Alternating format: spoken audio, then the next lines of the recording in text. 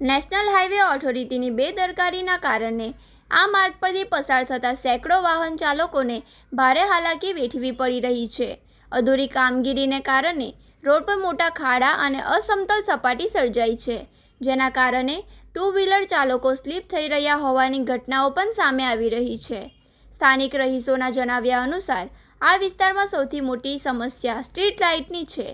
રાત્રિના સમયે અહીં ઘોર અંધારું હોય છે. અંકલેશ્વર નગરપાલિકા દ્વારા આ વિસ્તારમાં સ્ટ્રીટ લાઇટની પૂરતી વ્યવસ્થા કરવામાં ન આવતા રહીશો ભયના ઓઠાર હેઠળ જીવી રહ્યા છે.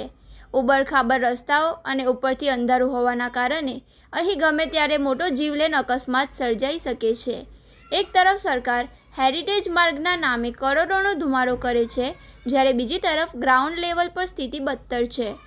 હાઈવે ઓથોરિટી અને નગરપાલિકા એકબીજા પર દોષારોપણ કરી રહ્યા છે, પણ ભોગ તો સામાન્ય જનતાએ જ બનવું પડે છે તેવો રોષ રહીશો ઠાલવી રહ્યા છે.